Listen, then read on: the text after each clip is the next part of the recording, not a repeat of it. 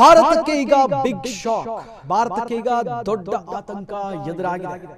ರಿಯಾಯಿತಿಯ ದರಕ್ಕೆ ಸಿಗ್ತಾ ಇದ್ದಂತಹ ತೈಲಕ್ಕೆ ಈಗ ಕೊಕ್ಕೆ ಬಿದ್ದಂತಾಗಿದೆ. ಹಾಗಾದ್ರೆ ಉಲ್ಟಾ ಹೊಡೆದ್ರ ಪುಟಿನ್? ಇವೆಲ್ಲವೂ ರಿಪೋರ್ಟ್ ಅನ್ನ ನೋಡ್ಕೊಂಡು ಬರೋಣ ಇವತ್ತಿನ ಎಕ್ಸ್ಕ್ಲೂಸಿವ್ ಎಕ್ಸ್ಪ್ಲೇನರ್ ನಲ್ಲಿ. ಉಕ್ರೇನ್ ಸಂಘರ್ಷದ ಆರಂಭದ ದಿನಗಳಲ್ಲಿ ಭಾರತಕ್ಕೆ ಈಗ ಈ ಹಿಂದೆ ಕಡಿಮೆ ಬೆಲೆಯಲ್ಲಿ ನೆರವಾಗ್ತಾ ಇದ್ದಂತ ಕೊಡ್ತಾ ಇದ್ದಂತಹ ಬೆಲೆನ ಈಗ ರಷ್ಯಾ ಈಗ ತನ್ನ ಒಂದು ಸ್ಟ್ಯಾಂಡ್ ಅನ್ನ ಈಗಾಗಲೇ ಬದಲಾಯಿಸಿದಂತೆ ಎಲ್ಲೋ ಒಂದ್ ಕಡೆ ಕಾಣಿಸ್ತಾ ಇದೆ. ಪಶ್ಚಿಮ ಏಷ್ಯಾದಲ್ಲಿ ಉಂಟಾಗಿರುವಂತಹ ಒಂದು ಉದ್ವಿಗ್ನತೆ ಈಗ ಹಾರ್ಮೋಜನ್ ಒಂದು ಸಂಧಿಯ ಮೂಲಕವಾಗಿ ಭಾರತಕ್ಕೆ ಈಗ ಸರಬರಾಜಾಗ್ತಾ ಇದ್ದಂತಹ ಕೆಲವೊಂದಿಷ್ಟು ತೈಲ ಕೊರತೆಯ ಲಾಭ ಈಗ ಪಡೆಯೋಕೆ ರಷ್ಯಾ ಈಗ ಮುಂದಾಗಿದೆ.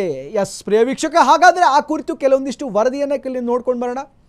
ಪ್ರಿಯ ವೀಕ್ಷಕರಿಗೆ, ಕಳೆದ 4 ವರ್ಷಗಳಿಂದ ಭಾರತದ ಒಂದು ಆರ್ಥಿಕತೆಗೆ ಒಂದು ಬೆನ್ನೆಲುಬಾಗಿ ನಿಂತಹ ಒಂದು ರಷ್ಯಾದ ಒಂದು ಅಗ್ಗದ ತೈಲದ ಈಗ ಸುವರ್ಣ ಯುದ್ಧಕ್ಕೆ ಈಗ ಅಂತಿಮ ಈಗ ಬಿದ್ದಂತೆ ಕಾಣಿಸ್ತಾ ಇದೆ. ಮಧ್ಯಪ್ರಾಚ್ಯದಲ್ಲಿ ನಡೀತಾ ಇರುವಂತಹ ಆ ಒಂದು ಭೀಕರ ಯುದ್ಧದ ಒಂದು ಪರಿಣಾಮಕ್ಕೆ ಈಗಾಗಲೇ ರಷ್ಯಾ ಭಾರತಕ್ಕೆ ಈಗ ನೀಡ್ತಾ ಇದ್ದಂತಹ ಭಾರೀ ರಿಯಾಯಿತಿಯನ್ನು ಈಗಾಗಲೇ ಹಿಂಪಡೆಯೋಕೆ ಈಗಾಗಲೇ ಸಜ್ಜಾದಂತೆ ಕಾಣಿಸ್ತಾ ಇದೆ. ಈ ಹೆಚ್ಚುವರಿ ಪ್ರೀಮಿಯಂ ದರವನ್ನು ವಿಧಿಸೋಕೆ ಈಗ ಆರಂಭಿಸಿದ್ರಿಂದ ಈಗ ಭಾರತದ ಒಂದು ಎಲ್ಲ ತೈಲದ ಆಯಿಲ್ ಕಂಪನಿಗಳ ಈಗ ದೇಶೀಯ ಮಾರುಕಟ್ಟೆಗಳಲ್ಲಿ ಒಂದು ಇಂಧನ ದರ ಈಗ ಏರಿಕೆ ಆಗುವ ಭೀತಿ ಈಗಾಗಲೇ ಶುರುವಾಗಿದೆ.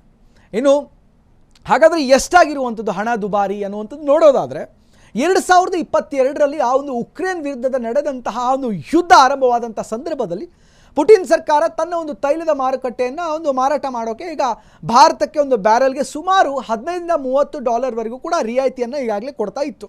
ಆದರೆ 2026 ಮಾರ್ಚ್ ತಿಂಗಳ ಹೊತ್ತಿಗೆ ಈ ಒಂದು ರಿಯಾಯಿತಿ ಸಂಪೂರ್ಣವಾಗಿ ಒಂದು ಮಾಯವಾಗಿದೆ ಅಂತಲೇ ಹೇಳ್ಬೋದು. ಇದರಿಂದಾಗಿ ಈಗ ಹಿಂದೆ ಅಂತಾರಾಷ್ಟ್ರೀಯ ಒಂದು ಬೆಂಚ್ ಮಾರ್ಕ್ ಆದಂತಹ ಬ್ರೆಂಚ್ ಕಚ್ಚಾ ತೈಲದಿತ್ತಲ್ಲ, ಬೆಲೆ ಏರಿಕೆಗಿಂತ ಈಗ ಬೆಲೆ ಸುಮಾರು $4-5 ಈಗ ಹೆಚ್ಚಿನ ಒಂದು ಪ್ರೀಮಿಯಂ ದರವನ್ನು ಈಗಾಗಲೇ ವಿಧಿಸೋಕೆ ಈಗಾಗಲೇ ನಿರ್ಧಾರ ಆಗಿತ್ತು.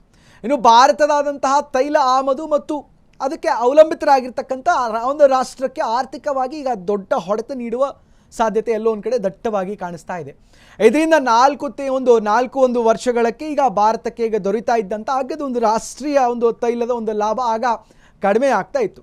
ಸಂಸ್ಕರಣಾ ಕಾರಣಗಳು ಮತ್ತು ಇವೆಲ್ಲವನ್ನು ನೋಡಿದಾಗ ರಷ್ಯಾದಲ್ಲಿ ಹೆಚ್ಚು ಅವಲಂಬಿತರಾಗಿರ್ತಕ್ಕಂಥ ಹಿನ್ನೆಲೆಯಲ್ಲಿ ರಷ್ಯಾದ ಒಂದು ಪರಿಸ್ಥಿತಿಯನ್ನು ಬಳಸಿಕೊಂಡು ಇಸ್ರೇಲ್ನ ಆ ಒಂದು ಸಂಘರ್ಷ ಕನ್ಫ್ಲಿಕ್ಟ್ ಇತ್ತಲ್ಲ, ಅದು ಟ್ರಂಪ್ ಒಂದು ಲೈವ್ ಲೊಕೇಶನ್ ಇರಾನ್ಗೆ ಈಗಾಗಲೇ ರವಾನಿಸ್ತಾ ಇದೆಯಾ ಎಂಬ ಪ್ರಶ್ನೆಯೂ ಕೂಡ ಬರುತ್ತೆ. ಇನ್ನು ಮಧ್ಯಪ್ರಾಚ್ಯದಲ್ಲಿ ನಡೆದಂತಹ ಒಂದು ಪುಟಿನ್ನ ಒಂದು ರಹಸ್ಯ ಏನು ಕಳೆದ 4 ವರ್ಷಗಳಿಂದ ಭಾರತಕ್ಕೆ ದೊರೀತಾ ಇದ್ದಂಥ ಅಗ್ಗದ ಒಂದು ರಷ್ಯಾ ತೈಲದ ಲಾಭ ಈಗ ಕಡಿಮೆ ಆಗೋ ಭೀತಿ ಆಗಿದೆ.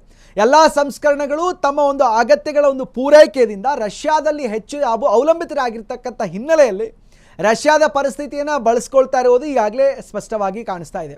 ಮಧ್ಯಪ್ರಾಚ್ಯ ಬಿಕ್ಕಟ್ಟು ಕೂಡ ಈಗಿದರ ಪರಿಣಾಮ ಎಷ್ಟು ಅನ್ನುವಂಥದ್ದನ್ನು ನೋಡೋಣ ಅಂತಂದರೆ, ಯುದ್ಧದಿಂದಾಗಿ ಕೊಲ್ಲಿಯಿಂದಾಗಲಿ 1.4 ಮಿಲಿಯನ್ ಒಂದು ಬ್ಯಾರಲ್ ತೈಲ ಸಾಗಾಣಿಕೆಯಲ್ಲಿ ಈಗಾಗಲೇ ಸಿಲುಕಿಕೊಂಡಿದೆ.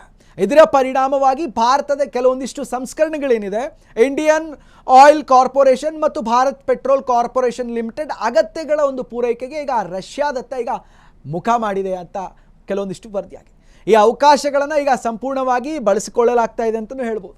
ಇನ್ನು ಸಮುದ್ರದ ಒಂದು ದೀರ್ಘದ ಒಂದು ಸಮುದ್ರ ಮಾರ್ಗಗಳಿಂದ ಬರ್ತಾ ಇದ್ದಂಥ ಹೆಚ್ಚು ಒಂದು ವೆಚ್ಚ ಜಾಸ್ತಿನೇ ಆಗುತ್ತೆ. ಯಾಕಂದರೆ ಇನ್ನೊಂದೆಡೆ ಪ್ರಮುಖ ಕಾರಣ ಏನಂತಂದರೆ ಸಮುದ್ರದ ಸಾರಿಗೆಗಳ ಮೂಲಕ ಮಧ್ಯಪ್ರಾಚ್ಯ ಪ್ರದೇಶದಲ್ಲ ಕೂಡ ಎಲ್ಲಷ್ಟು ಭದ್ರತಾ ಸಮಸ್ಯೆಗಳು ಕೂಡ ಹೆಚ್ಚಾಗಿದ್ದ ಕಾರಣದಿಂದ ಅನೇಕ ಒಂದು ತೈಲದ ಹಡಗುಗಳು ಆಫ್ರಿಕಾದ ಒಂದು ಕೆಫ್ ಆಫ್ ಗುಡ್ ಹೋಮ್ ಮೂಲಕವಾಗಿ ದೀರ್ಘ ಮಾರ್ಗಗಳನ್ನು ಬಳಸಬೇಕಾದ ಪರಿಸ್ಥಿತಿ ಅನಿವಾರ್ಯವಾಗಿದೆ. ಅದೇ ಕಾರಣದಿಂದ ಮಾರ್ಗದ ಪ್ರಯಾಣ ಕೂಡ ಈಗ ಹೆಚ್ಚು ಸಮಯ ತೆಗೆದುಕೊಳ್ಳುವಂತಹ ಪರಿಸ್ಥಿತಿ ಕೂಡ ಇದೆ. ವಿಮೆ ಮತ್ತು ಸಾಗಣೆ ವೆಚ್ಚದಲ್ಲಿ ಕೂಡ ಈಗ ಹೆಚ್ಚಾಗ್ತಾ ಇರೋ ಕಾರಣದಿಂದಾಗಿ ಪರಿಣಾಮವಾಗಿ ಭಾರತಕ್ಕೆ ತಲುಪಬೇಕಾದಂಥ ಕೆಲವೊಂದಿಷ್ಟು ತೈಲದ ಈಗ ಅಂತಿಮ ಬೆಲೆ ಜಾಗತಿಕ ಮಾರುಕಟ್ಟೆಯಲ್ಲಿ ದರಕ್ಕಿಂತ ಈಗ ಹೆಚ್ಚಾಗುವ ಭೀತಿ ಈಗ ಮೂಡಿದೆ ಅಂತಲೇ ಹೇಳ್ಬೋದು.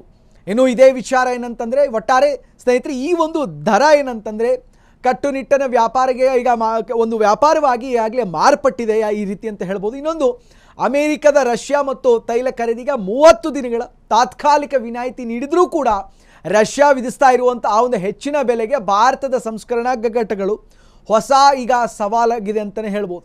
ಅದರಲ್ಲೂ ಕೂಡ ಜಾಗತಿಕ ಮಾರುಕಟ್ಟೆಯಲ್ಲಿ ಒಂದು ತೈಲ ಪೂರೈಕೆ ಒಂದು ಕಂಪನಿಗಳು ಬಂಡವಾಳವನ್ನು ಮಾಡಿಕೊಂಡಿರ್ತಕ್ಕಂಥ ರಷ್ಯಾ ಅವರ ಈ ನಡೆ ನಿಜಕ್ಕೂ ಇದು ಖಂಡನೀಯ. ಮುಂದಿನ ದಿನಗಳಲ್ಲಿ ಭಾರತದ ಒಂದು ಇಂಧನ ದರಗಳ ಮೇಲೆ ಕೂಡ ಯಾವ ರೀತಿ ಪರಿಣಾಮ ಬೀರಲಿದೆ ಎಂಬುದು ಈಗ ತೀವ್ರ ಕುತೂಹಲ ಮೂಡಿಸಿದೆ. ಹಾಗಾಗಿ ಭಾರತದ ತನ್ನ ಇಂಧನ ಭದ್ರತೆಗಾಗಿ ಇತರ ಕೆಲವೊಂದಿಷ್ಟು ಮೂಲಗಳಿಂದ ಪಡೆದುಕೊಳ್ತಾ ಇರುವಂತಹ ಗಮನವನ್ನು ಕೂಡ ಇದರಲ್ಲಿ ಹರಿಸಬಹುದಾಗಿ. ಯಾಕಂತಂದರೆ ಇದು ಅನಿವಾರ್ಯದ ಪರಿಸ್ಥಿತಿ. ಮುಂದಿನ ದಿನಗಳಲ್ಲಿ ಆಯಿಲ್ ದರ ಹೆಚ್ಚಾಗೋದ್ರಲ್ಲಿ ಯಾವುದೇ ರೀತಿ ಅನುಮಾನವೇ ಇಲ್ಲ.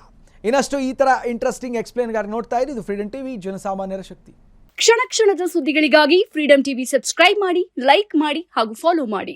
ಹೊಸ ಸುದ್ದಿಗಳ ನೋಟಿಫಿಕೇಶನ್ಗಾಗಿ ಬೆಲ್ ಐಕಾನ್ ಮೇಲೆ ಕ್ಲಿಕ್ ಮಾಡಿ.